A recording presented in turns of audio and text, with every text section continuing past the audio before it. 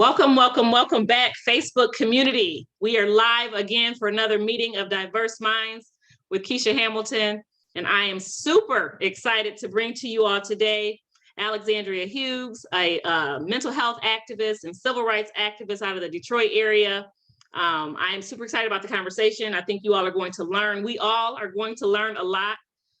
So let's jump right in to the conversation. Before we get started, though, we will just kind of go over very briefly our why a meeting of diverse minds is here, the topics that we always touch on, which are diversity, equity, and inclusion, and anti-racism. So we know that diversity is here on the show. We like to highlight our diverse mindsets, our ideology.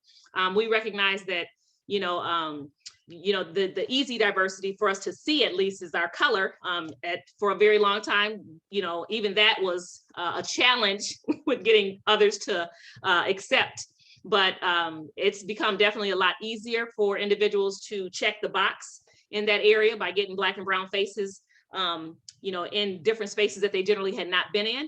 But to get Black and brown faces, or even, white faces in potentially white or predominantly white spaces that think differently, is not very common. So we definitely like to highlight that diversity of thought on a meeting of diverse minds.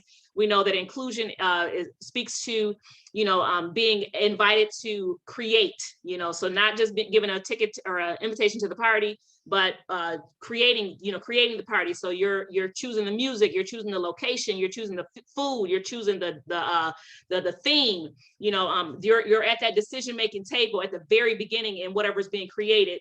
And your inclusion is like, kind of like you've been incorporated in it all. That's what inclusion is, according to Meeting of Diverse Minds.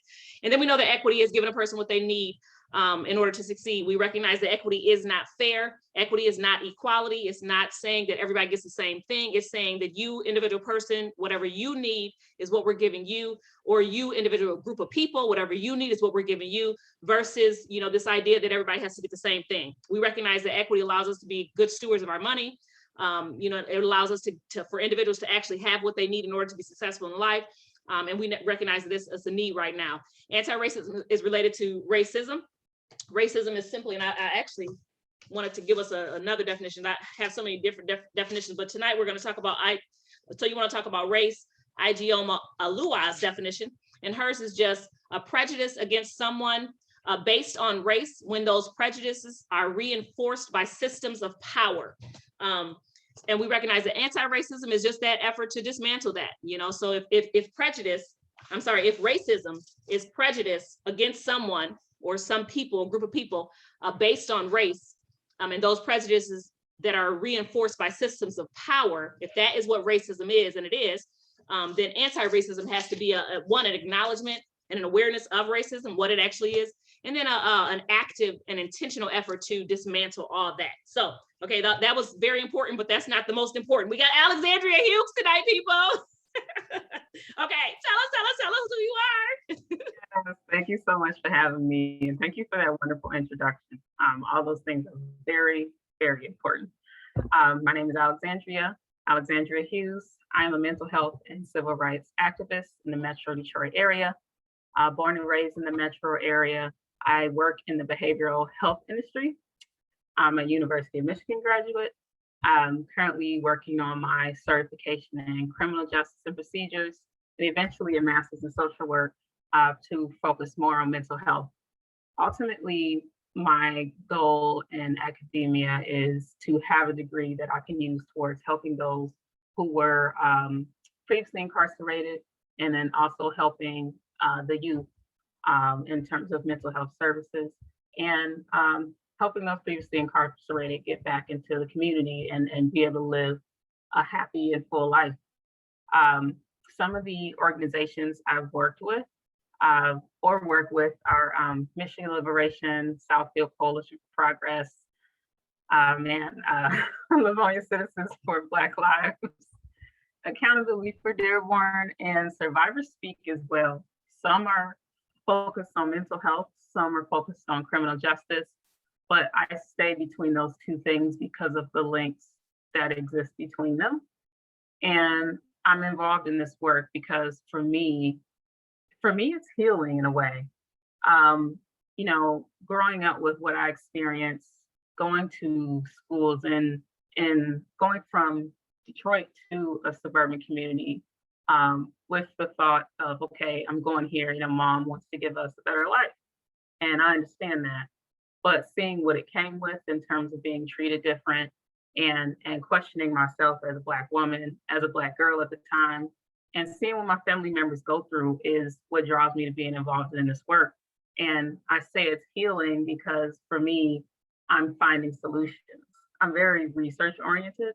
So, I I'm able to do the research and see, oh, these things are happening. This is possible, and it's relieving, and it feels great to be involved in something like this, and it feels like fighting back. So, and that doesn't always look nice. Sometimes it looks like tension, but tension breeds change. But yeah, I'm happy to be here and happy to be having this conversation. Thank you so much. So much. You have so many different hats that you're wearing, so much that you do, so much good stuff for our community. I'm excited to have you here. A couple things that you mentioned, though, that I kind of wanted to dive a little deeper into. Just one of the things that you mentioned that really kind of struck home because it resonates with me.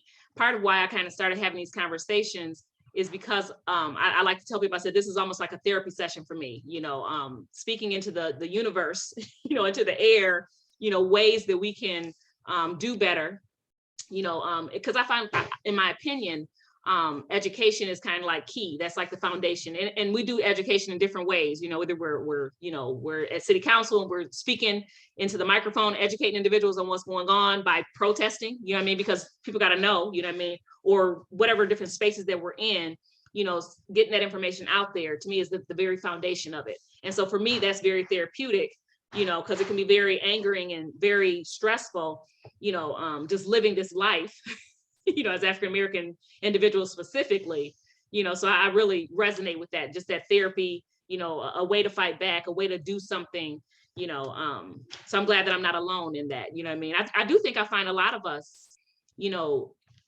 find this work to be therapeutic for us, and maybe we use different terms, but I think that we, a lot of us kind of think the same way, that this is why we do what we do, because it's not fun. Right. Exactly. It's not fun, it's not, it could be scary, all these folks mad at you, but there's definitely a bigger picture that we are reaching towards, and so we keep going, so, but anyways, a couple other things you mentioned, so let me see, you talked about mental health and just kind of like the things that I think your family experienced. Do you want to dive into that a little bit more? Yeah. Okay. Yeah. So with my family, mental health came into play, through the experiences of being racially profiled by police, through the experiences at school. So I know personally with me, the insecurities I've dealt with, going to school downriver, graduating from high school in Wyandotte, and feeling insecure, realizing I can't fit into something I am not. I am not white, and that is something I will never fit into. And that caused me to question myself. And, growing up and doing the research and finding out who I truly am, as I came into adulthood, I realized that, and it made me, go more towards mental health, because I feel like I needed help. I needed something to help me feel better. And seeing that those things are out there, I was always trying to find a way to bring it into my world with my family. And also seeing what my family members have gone through, being racially profiled in suburban communities, and how that makes them feel, how that hurts them, seeing, how that increased over the pandemic, and just seeing this great need for us to help each other, us to keep each other safe emotionally, physically, but in a mental sense. And so I'll say now my family is more embracing of that. It has been a struggle. I'm happy to be here, but these topics aren't something people immediately go to or are very open to. Yeah, and I'm glad to see more Black people being that way today. I I will say that I do wish, I and many of my family members and friends who are Black had this understanding during those hard times. Because just being followed home by the police to a whole nother city twice, that's just what my uh, one of my siblings experienced. I have many brothers, and the numbers, the data that shows how much Black men are incarcerated, ticketed, those aren't just numbers. That is real life. And seeing that and experiencing that was just a lot. And I'm glad to have this stuff now and to be working on it now and trying to be better and even helping them. Mental health is so foundational to, I'm glad that nowadays, and really, since the pandemic, I feel like is when, I think that society kind of caught up to the idea that, hey, look, mental health is a thing and we really need to, some of us like you've been in this field for a long time. And so you've already been recognizing it, but for some reason, society itself is really talking mental health now. And I'm real grateful for that, because when we consider the weight, and the trauma of, so I got to, read and listen to a lot of the different articles and things that you sent, based on different experiences that you had and different ways that you've been featured. And I was listening to one about your brother at 14, being profiled, by cops, and them asking, you want to talk about that a little bit? Or I know it had me angry. Yeah. Now I'm in a place where I can talk about all this because I've been doing the work on myself and trying to get past it. That's the only reason I'm at this point. But yeah, angry is all the words and more. Right. Right. Trying to be nice when I say I'm angry. No. Yeah, that's nice putting it.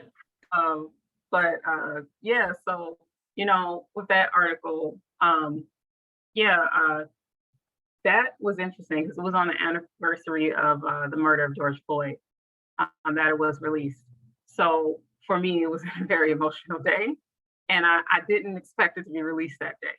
Wow. And yeah. To give my little brother that experience of telling his story felt amazing. Yeah. And even today, like I don't want to but yeah. As a big sister or something, I'm like, I'm gonna pat myself. Right. Yeah, but when he was 14 when that happened, that incident was out of state. That was actually in Pennsylvania. Wow. But it's happened so many times. It's like, I don't want to say it's another day, but for the way society is right now, it is another day. It's not the days I want to see though. But yeah, that experience, it made a lot of family members numb to things. It as you saw in the article, made him kind of be a homebody in a sense, and part of that is not feeling safe, not knowing what's going to happen when you step outside your door, and the trauma that caused. Yes. To experience PTSD, you don't even have to be in the same environment it happens in. Yep. Yep. It transfers over. And when you have that generational piece already, and then you add that on top of it. Yes. So much. Yes. And, yes. Yeah. Yes. Yeah. So then 20 happening was tough because it kind of reopened those wounds and you dealing with it. Yeah. Yeah. So I went and watched I just lost it. Brian Stevens' movie. The one he just put out. Just Mercy. Just Mercy. I went and watched it when it came out, and I literally cried through the entire movie. I was messed up for a few days later, just probably a week or so later. I was just really in an emotional place and just really couldn't, and I'm thinking about just the trauma of living under racism, living in a world that's not welcome to actual diversity, that's not welcome to actual equity, that's not welcome to actual inclusion, that's not welcome to understanding how their racist systems that have been established and while so often, so many so many white people specifically are just like, that was then, I had nothing to do with it, not recognizing the generational deposit that we carry, while also, having to deal with these current, like me personally, or your brother personally, or you personally dealing with the direct impact of racism, and they don't understand the trauma, the level of trauma, so much so that going from, like you mentioned with your brother, and the article mentioned, he said, I was more of a social bird, someone who liked to get out and kind of hang out a little bit with my friends or whatever. And because of the lack of feeling safe and the fear, now I have to stay home. I think about a lot of times the level of creativity, the level of just what is lost, from our now, clearly, we the levels that we get to under this are amazing. You know what I mean? We are some dope individuals as Black people, because we just rise and we rise and we rise and we just rise. You know what I'm saying? We just don't stop. But even in that, we are still living under such high levels of trauma, high levels of mental stress, that keep us that make us shift how we live our lives, that there's still a lot lost in that the world will never, we probably would have had cancer cured by now, you know what I mean? Because we would have capacity and breath to breathe, you know what I mean, if we weren't under all this stress. You know what I mean? And they don't think about it. So it's so, just mental health alone. I'm so grateful that society is, starting to at least it's becoming a buzzword, you know what I mean? And even in our communities, Black and brown communities, like you said, it's becoming more of a, okay, we can kind of talk about, the fact that maybe we need to, talk about,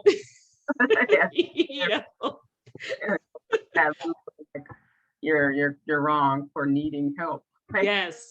That your comments on just how we're seeing ourselves and we've done so many things clearly, but the weight that is on us, what needs to happen is it's not okay when that weight is on us. It's not okay, period. Mm-mm. When that weight is on other people who aren't Black, it's like it's seen and the problems are trying to be solved. It's people look at it much more, and I want it to be about humanity when they see us. Mm-hmm. We are human. Yes. And if your values are in humanity and care and allowing people to live life, make mistakes, love and all of that, then you shouldn't want somebody to go through trauma, somebody to experience being racially profiled over and over. Does anything kick in? And that draws me to, that's where a lot of political leaders are. Yes. Not saying as people that deserve humanity. Yes. And there's a lot of racist, obviously, ideologies that, are now policy. Yes. So people have those feelings. People, I hate this person. I feel this way. We can't create policies based off of this one feeling because, who it's going to impact. And it's doing that. So yes. It's what's really on humanity over harm. Like if somebody's civil rights is violated, it's a human rights issue. Yes. If somebody is treated wrong by police, you should not want them to. You should not think they deserve death just because they are on drugs, because they're not the victim, the perfect victim. Mm-hmm.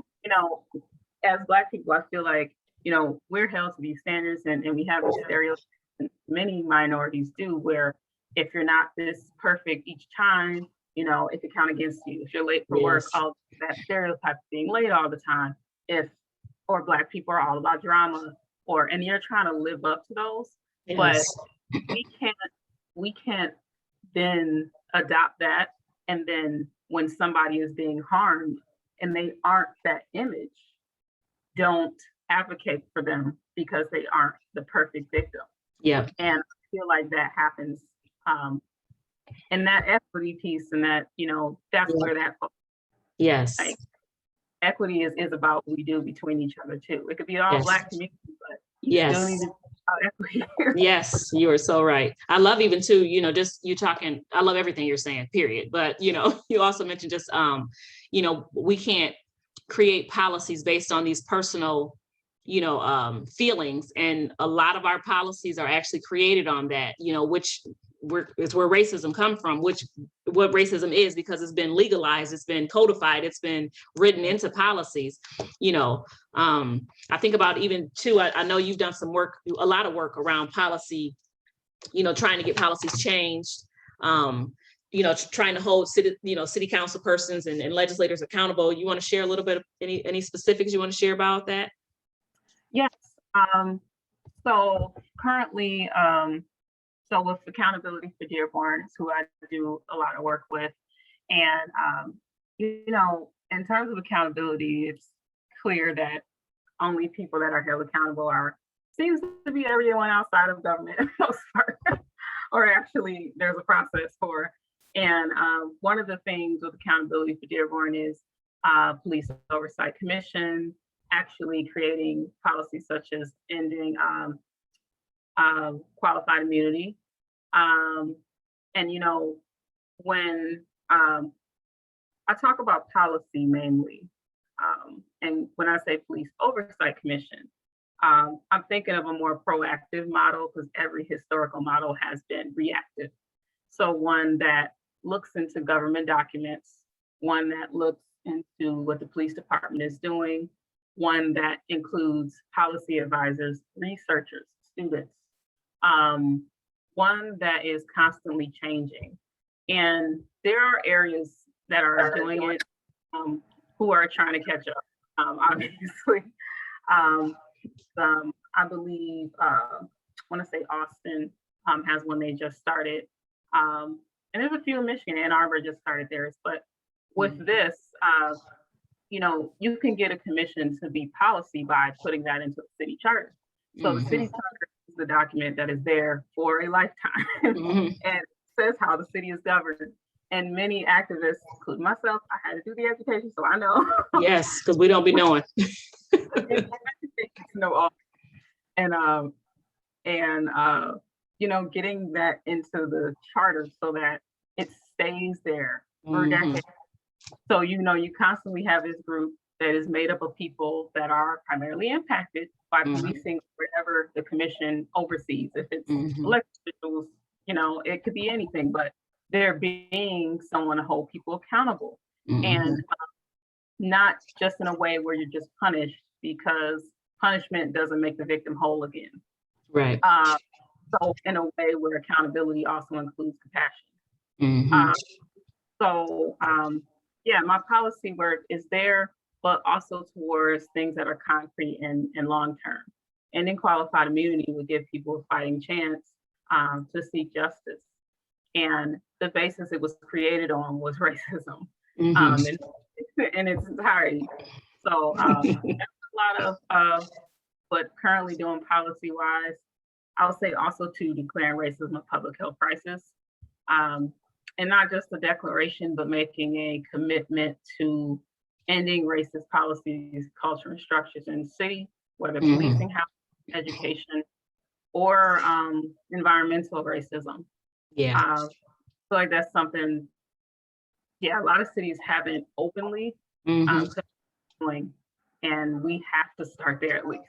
I love that. That's part of why I love policy work myself, because I'm always talking to people, and I'll say, whatever is written down is what I have to hold you accountable to.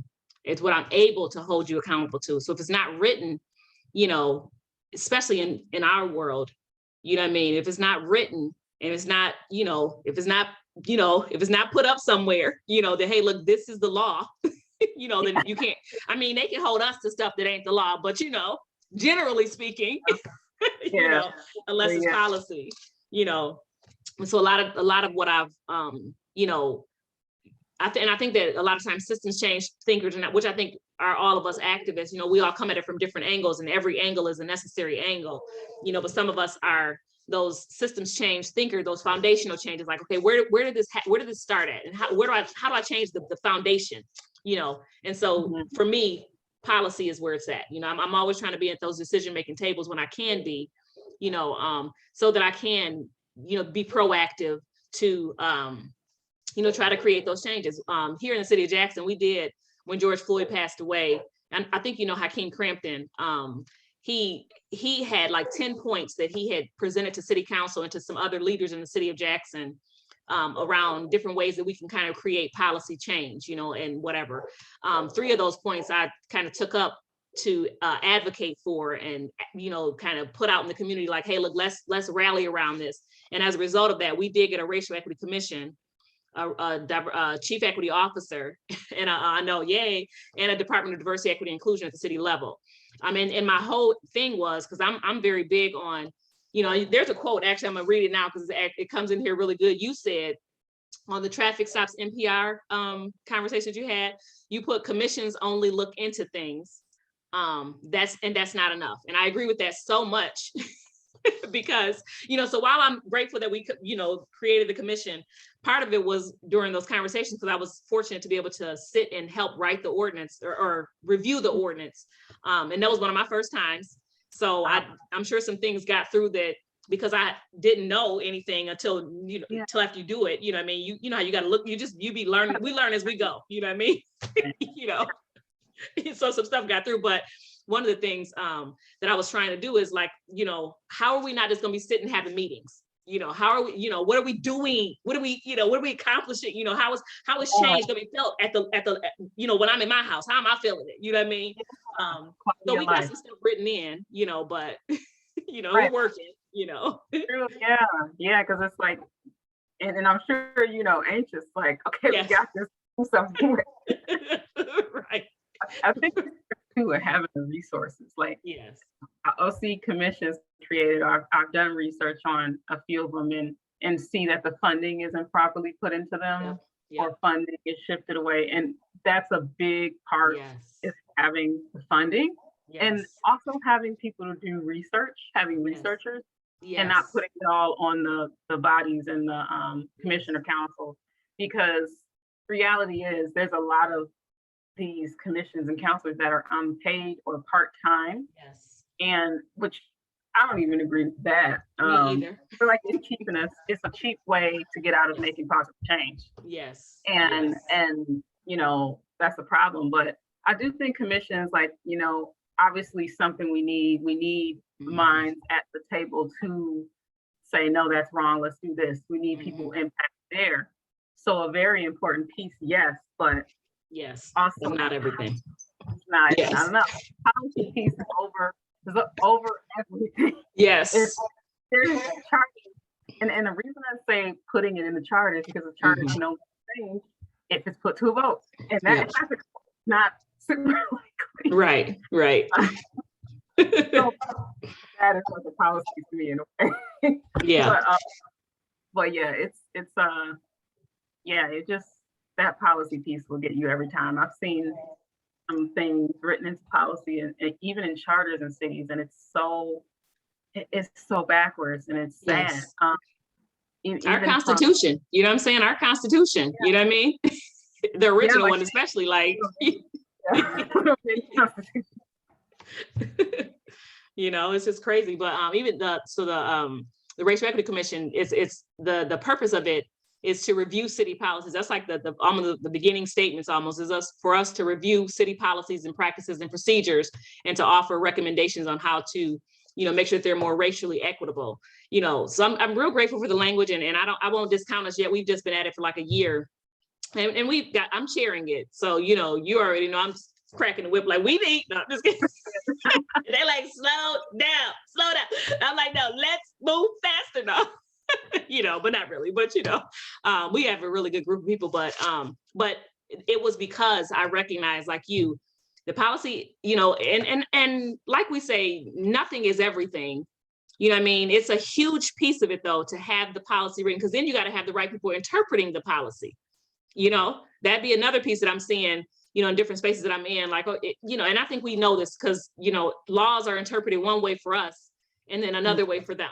You know what I mean? So it's, then we gotta, so we all have to do our part in all these different spaces and ways, but, policy is everything. Yeah, I mean, it's a big part of it. Yeah, like, and to make the policies inclusive and fair, that has to happen. And a lot of cities get into, being like segregational in a sense of you're not a resident, you are, so you matter. Yeah. Like, and that is just such a really bothersome thing, because I've experienced that in Livonia when my brother was pulled over, myself advocating for him. Wow. And just seeing that in Dearborn, in a sense of these non-residents are coming here saying our police department is bad, and they don't. And the thing is, too, some of them were residents. but it's like, everyone harmed by police and harmed by these, harmed by the city, like, to this massive level, are Black. And that's yes. In Livonia, Dearborn, this mass incarceration isn't just up here and the cities are away doing their own thing. Right. No, it's so of course I'm going to be there advocating. I want to feel safe regardless of where I travel. I have an interest in the city. So yes. Yes. And when we think about these policies and inclusiveness and fairness, that is such a big thing too. Is not to get into being like segregation. Because take one step back, like, that's like 10 steps. Yes. That's so key. Even when we talk about, anti-racism work, so many people are, like you said, they're kind of siloed and segregated in their own little spots. That doesn't impact me. So, I'm not concerned about it. You know what I mean? But like, you have to drive through there, and driving through that space, or you have family there, and if you drive through there and you get killed there, like, are we not concerned about that because you weren't a resident, or your children, humanity, like, there's your care, not just want the care to be put back. Yes. What being an elected official is, or community service person or whatever, it's about caring for others and doing the right thing. That's all it is. Yes. And we suck, oh, you're not resident, so it doesn't matter. No, like, really, I don't want places to get to a point of doing nothing for so long, and many places got here, that the city is turned upside down. There's no forms of safety. There's no resources. There is no trust between community members, so we can't even keep each other safe. And if we keep, and like, if many of us keep not doing nothing, not holding ourselves accountable to what we can do as individuals, yes, then that's what's going to happen. I mean, you look at like Aurora, Colorado, for example, where Elijah Craig was killed, murdered, and you look at that, and you look at how there's like 40% of the police department has quit. You look at how the police chief and the police lieutenant, like, one resigned, one was fired. Then you look at the letters that came out, they're under consent decree. The state attorney investigating them and found racial profiling in their police department, and now is being turned upside down. Council is questioning themselves, afraid. Crime, the social construct of crime has gone up. People feel unsafe, poverty increases. And that's just not there as Minneapolis. It's so many other places. And all I'm saying, and I feel many other Black people are saying, is we just want to be safe. Yes. We want everyone to be safe. We don't want anything to happen. Yes. And you need that. Yeah. What's so crazy is that, when we're fighting for these things, we recognize that us not being safe actually means none of us are safe. And I think our white brothers and sisters, when they finally find, something, and then they choose to get into the fight, then they recognize the lack of safety for themselves. because they become a target. You know what I mean? Because again, if we're not safe, and I forget who said it, I'm upset at myself right now. Oh, Dr. Martin Luther King, injustice anywhere. I didn't forgot the quote. You know it? Anywhere, justice everywhere. Yeah. Say it one more time. And injustice anywhere is an injustice everywhere. Yes. And so when and so many people are, and I think that's just an age-old problem, sadly. I mean, he was saying that back in the 60s, and injustice anywhere is a lack of justice everywhere. You know what I mean? Because he recognized that that's impacting me. It's impacting you. Maybe not directly, maybe not today, but tomorrow it will be. You need to get on board. You need to, you need to join forces with me, because if I'm not safe, you're not safe either. Like this exists here and it can exist there. Just because it's down the street or like. Yes. I mean, especially when we think about even city councils, because we've had some, I sit on the school board, and, different people come and want to speak on the school board, just some different issues that they see arising. And some of the sentiments that are there are that, you don't even go to the school. You don't even have kids in the school. And it's like, hold on, you know what I mean? The education system, period, in this space, we all are stakeholders in it. This is, our children are here. These children are growing up. They're becoming whoever they're becoming. If we're not providing for them, then I, as a resident in this city, am going to be impacted by that, whether directly or indirectly. I have a stake in this, you know what I mean? But again, that humanity piece often is just missing. You don't matter because you're not here. Like, hold on, I'm human though. And we all kind of connected as humans, believe it or not. Yeah. So what do I do then? Like, you want to say your public safety is so great. Then when I'm harmed, like, okay, what about my safety? Like, so I can't come to the city and try to get justice. So you just don't care. And it's that adopting of racist structures, racist beliefs that is now policy.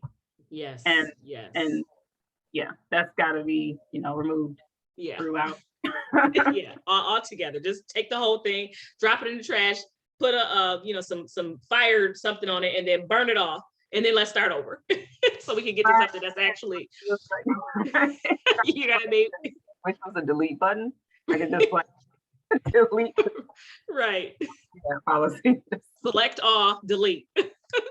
Yeah. Like, and another thing I think is important too is, of course, with George Floyd and everything we saw, how policing is racist, how it does harm Black people in a very, like, the most gruesome form. We saw it.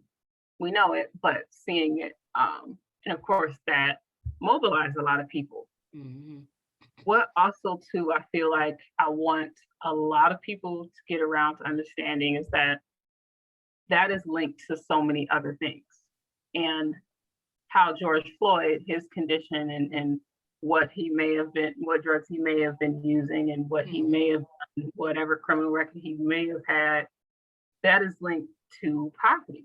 Yes. That is linked to not having the resources in the community, not safety housing. Yes. So we have to start making it where resources are available to people, whether for addiction or for those unhoused.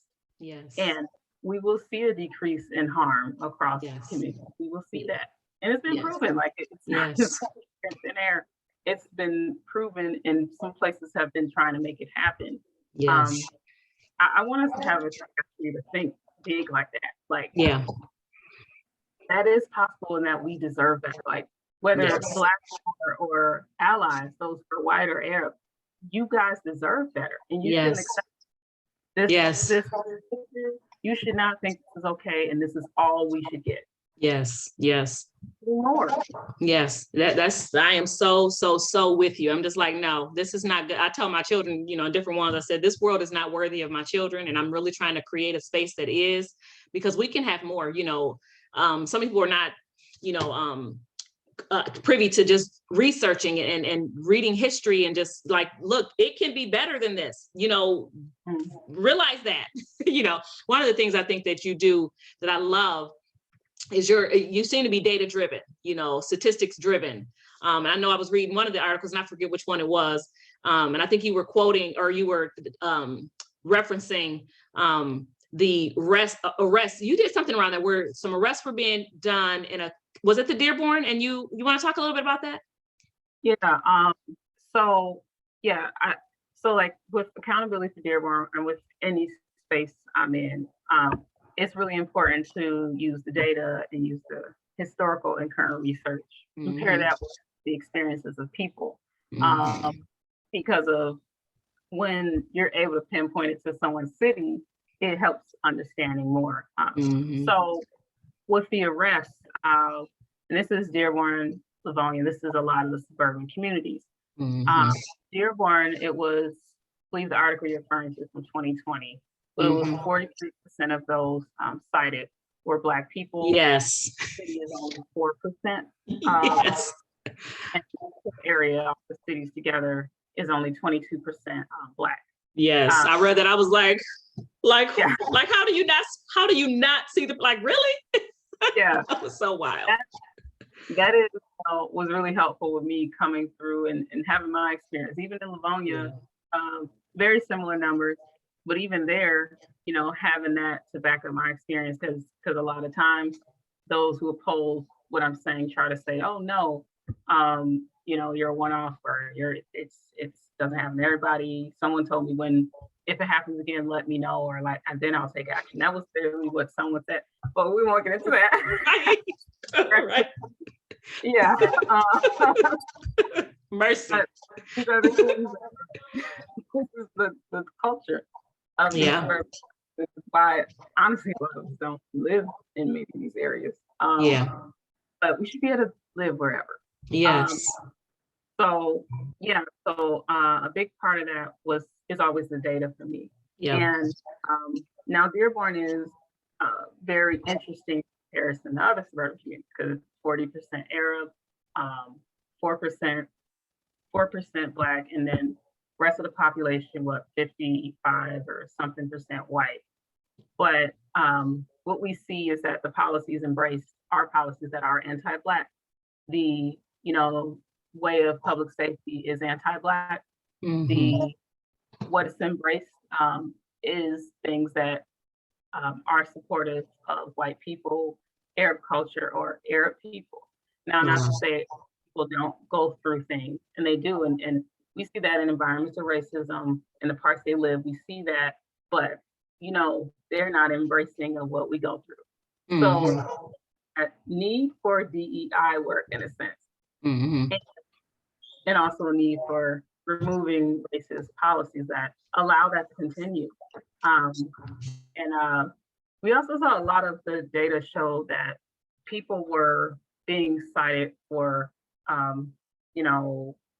pretextual traffic stops, faulty equipment on the vehicle, things wrong with their car and their plates. Crimes of poverty. Crimes of poverty, all nonviolent, all. And it's just like nobody harmed anyone. And it's just like, well, and it was like some had to do with mental health. And that was, so like majority of what you're pulling people over for is not even because they harmed someone, which when you think about policing is supposed to be responding to violence, and it's just not. So we had a lot of light bulbs go off in our brain of the need for mental health crisis response teams in the community, a healthcare department, which I feel every community should have. And just really putting those things there that actually keep us safe. Investing in water, that needs money too, and is so important. How we live. Yes. So yeah, I found those things to be super helpful. And it's important to know, it can feel like a lot of the time this work is kind of black and white in the sense of, what you expect is, okay, Black people are most police, most unhoused, blah, blah, blah. And then white people aren't. And there's that kind of idea that is just the kind of model for racism. Yep. But even in cities like Southfield, you'll see, like with the data, we saw that 63% of those arrested were Black men specifically. Okay. So, yeah, 83%. I'm wrong. Wow. Wow. Black. And that was for a decade of years.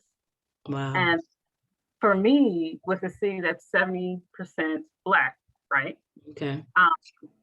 30 projected to get primarily Black, even more, and 30%, white and Jewish. And there's, again, where I come back to that diversity, equity, and inclusion work, and there being a problem with something between Black community members, what we see as safety. And I just honestly really felt bad about that, because to be 83% of arrests, Black men, that is such a burden to carry. Yes, it is. Why is it only Black men, majority Black men getting arrested? Yes. Yeah, It's heavy. Everything, the is carried by Black men and between the Black woman, that's when I think of DEI work, diversity, equity, inclusion, that's what I think of. Those conversations, and I feel that needs to happen more in every community. It's not easy, but yeah, it's such an important thing, and it can happen for sure. Yeah, we definitely don't have enough conversations, enough, I'm not even gonna say authentic, because that term, while it's very valid, a lot of our terms get so watered down, when when people who are not really, when other people touch it, but having those authentic conversations, even just the right minds at the table. Yes, that part, we need, the right minds at the table. So I agree with you 100%, but having those conversations among us, just as in our communities alone, is very important. And we definitely don't do enough of that. And then obviously when we branch out to the other communities, our other communities that are around us, just within, when we're talking communities, we can talk about just groups of people, we can talk about jobs, employers alone, we can talk about cities, so just whatever community we're referring to, having more of those conversations with those right diverse minds at the table, and then geared towards action. We're not having enough of that, you know what I mean? One of the things that, I think keeps us from being able to have those conversations is racism. You know what I mean? People are just not ready for it. You know what I mean? Unfortunately, I was thinking about activism. I kind of want to just touch on that before we get off. Just all the different ways that, we should be active, So one of the conversations, you and I had a conversation before we got on about a week ago or so, whenever it was. And you mentioned, and it's just been on my mind since then, because it was just so like, yes, why didn't I ever think of that? Like, Alexandria, thank you.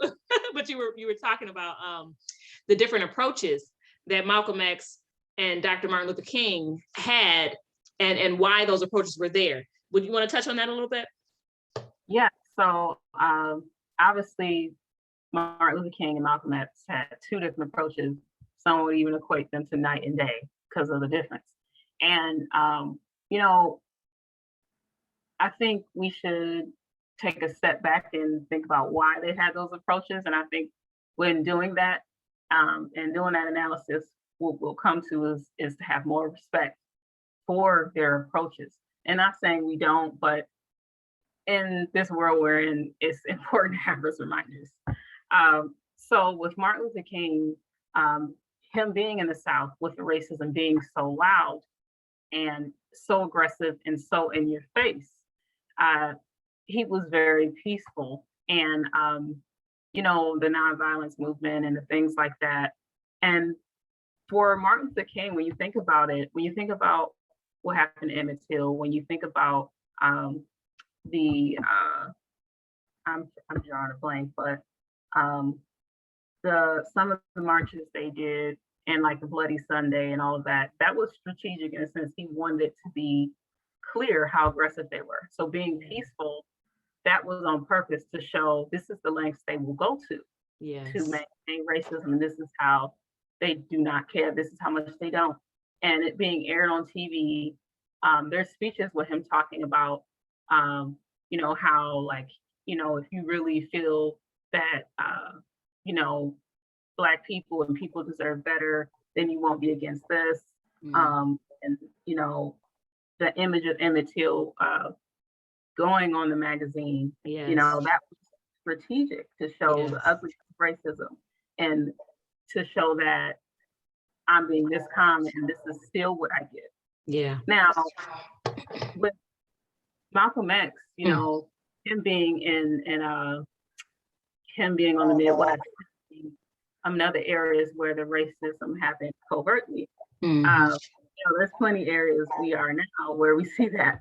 And him being aggressive and more loud was because they were very quiet and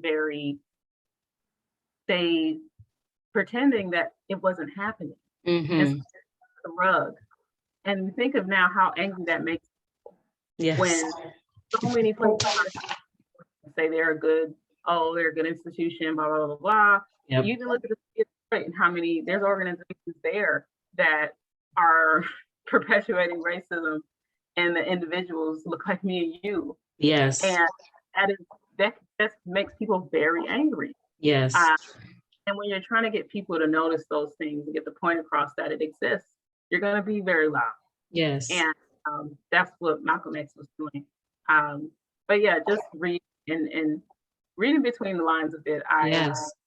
And seeing now how it is in the South, like with the racism and the level of women rights, being on the forefront of things you see, it's the same in a sense. So we're so, you know, society is so big on, you know, we know they didn't want Malcolm. I mean, they didn't want Dr. Martin Luther King. You know, they didn't want him, period. You know, I mean, that's why he was murdered. You know, they didn't want him in the North or the South, you know, but they just didn't want him, you know, but nowadays, you know, he's touted up as this is the model that you need to, you know, design your activism from, you know, in order to accomplish something. So I get like, it gets under my skin, like right there in the worst spots, you know, when folks is like, you know, well, we got to kind of, you know, we got to come at it from this angle and then that angle, like they just, these Martin Luther King. And I'm just like, you know. In Livonia, like someone just peacefully saying, oh, racism, it can't be solved with legislation. It's a hard issue. For telling your brother's story. Yep. And very calmly. It's and it's elected officials saying that. So wow. It's going to draw you to be angry, and that is okay. Yes. But it's just so interesting because, you know, so many people want to hold him up, and I love just how you even started out explaining the difference between the two and why we need to recognize the difference between them, and then also respect both methods, you know, for what they were designing, or, you know, their whole purpose and what they were trying to accomplish. The fact that, you know, Dr. Martin Luther King could in the South be nonviolent, and, you know, Freedom Sunday, and, you know, the March Across the Bridge, and all these things still happen, you know, so horribly, and we're simply walking and singing, you know, or we're not riding the bus, you know, the bus boycott, you know, just all these different things that they still endured, you know. So yeah, we should definitely appreciate his style, you know, but that's not the only style. And even Malcolm X, you know, his style, you know, and we always compare the two with so many of our ancestors, you know. Yes, so many. But I'm hoping that at some point, you know, individuals will recognize that activism is not Dr. Martin Luther King and Malcolm X only. You know, those styles need to be respected and appreciated. And if those are the styles that are used, you know, then clearly that's likely what is needed, because especially, you know, and just to go back to Dr. Martin Luther King and really, you know, white individuals holding him up as this is the only style, and even, you know, Black individuals who look like you and I, who really embody white ideology, you know, we need to come with this really soft approach to this covert racism that's written into all of our laws. And, you know, we just got to kind of wait until it, you know, without that historical knowledge, you know, of, you know, one, what racism is, you know, then we will all continue to go this route that Dr. Martin Luther King went, when he did that for a specific time, for a specific reason, you know, and in a specific way. And he was as intentional about getting change as Malcolm X was. It wasn't just, we want to sit at these countertops, period. We want to be fed in these counters. And no, he didn't say it like that because of where he was at. His intention was very much still the same. we want to ride these buses and we sit on the front when we do, period. That's the end goal. You know what I mean? Right. But I'm hoping for that individuals will realize that activism comes in all ways, you know, whether you're leading a protest, and I know you've had opportunity to lead protests, you know, actually be up there with the microphone, leading the protest, like I'm for you, you know what I'm saying? Me, I'm like, I gotta be in the background and I'm walking, but I can't be on the bullhorn. Sometimes it's leading, sometimes it's in a meeting with officials. Sometimes you're protesting the meeting. Yes. So you gotta just try to get in and where you can and try different hats because it's the right. Yeah. And all of those ways matter. You know what I mean? Whether it's, you know, I tell people, you know, sometimes we'll have conversations. They're like, well, what can I do? Well, one, you can fund me. You know, that's the first thing. Fund me, you know what I mean? Because mental health is, you know, the lack of it's real and this work is real hard, you know, but two, do everything else you can. Have those conversations. Bring up, you know, make statements about what's going on to people who generally wouldn't hear those things. That's a form of protest in itself. That's a form of activism in itself, being in a space where they're not hearing, you know, actually that's wrong. You know, when, you know, they're looking at the TV, the police report, and the first thing they come out, he must have been a criminal. Well, your activism might be saying, actually, no, you know what I mean? That's not right to be thinking like that. In a space where they're not used to hearing that, that's activism, you know what I mean? There's so many different ways, you know, and no way should be, you know, this is better than the other. Actually, no, it isn't, because the end goal should be the same, you know what I mean? Yeah, and just supporting others too. Like activism can look like just being support for Black leaders, for brown leaders. It can look like you facilitating a meeting or doing administrative work because you're excellent at typing. Yes. There's some people who can't do that. Like I know I am a procrastinator a lot. And sometimes you need that person who is just taking notes while you're having a meeting and you know 90 words per minute typing speed and you're just like right. Typing. Yes. There's areas for everyone to fit in. If you know about funding, if you know about an organization who is trying to help people become leaders, who are, you know, unsure about being one, you know, put the resources out there for the person. Yes. Or just sometimes it's just offering transportation. Yes. I love that. And I'm really hopeful that individuals will know that, you know, there's so many different ways that we can impact our community for better. You know, some of us are afraid of that title, activism and advocate. Okay, don't use the title. That's totally fine. But, you know, maybe you type well, maybe you organize well, maybe you know, like you just mentioned, you know, there are so many different ways that we can contribute to the work. You know what I mean? Because again, we're all working in the same direction and not devaluing any engagement style. You know what I mean? Because a lot of times people just really devalue Malcolm X. You know what I mean? He just devalued. It's just, you know, he was just, you know, it's like, hold on, stop that. You know what I mean? We need all this stuff working together. You know what I mean? You know, but need more organizing. Yeah, we definitely need more organizing. Thank you so much for coming on, Alexandria. Thank you. It was so important to me for our community to be able to hear from you, to see you. I'm going to drop probably all your articles in on my thing, so when it goes out, everybody will be able to see it. She's been on NPR, in the Detroit Free Press. You work with Michigan Liberation.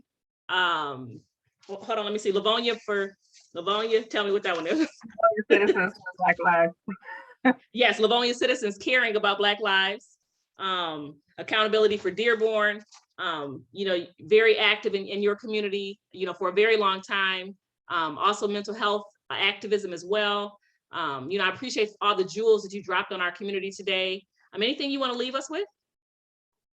I will say if you're looking to get involved in organizing, there is a movement school training that is being hosted by movement schools in Detroit Action that starts on the 31st, and also the registration for that ends on the 13th. To sign up for that, you would just go to movementschools.us/Detroit. Movement schools. Yep. So movementschools.us/Detroit. Okay. I would also recommend checking out Spadework.community. /. That is also somewhere you can learn how to do organizing, and you can also learn how to do it for free, and it's people with experience.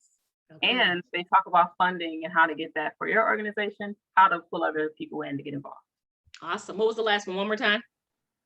The website was www.spadework.community / Spadework.community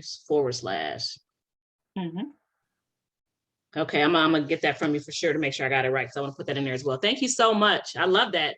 A place to be able to learn how to organize, because organizing is key. We didn't even get to talk about that, a whole lot, but organizing, a lot of us can be hitting real good, solid spaces, but if we're not doing it together in an organized way, we're really wasting our time. So thank you so much. This was a refreshing conversation, and thank you for all the work that you do. And thank you. Thank you. And thank you all for joining me for another meeting of Diverse Minds with Keisha Hamilton. We've had Alexandria Hughes on. You all are going to see all her information either down below or up above. I'm going to put it all in there. Feel free to follow her. She's on social media in several different spaces. I'll put those in there. Also ways that you can support the work that she does. She does a lot of work. We only touched on a few different things here, but I'll put that information in there so that you can be able to reach out to her, support her work, and also connect with her. And then we'll see you in a couple weeks for another meeting of Diverse Minds with Keisha Hamilton.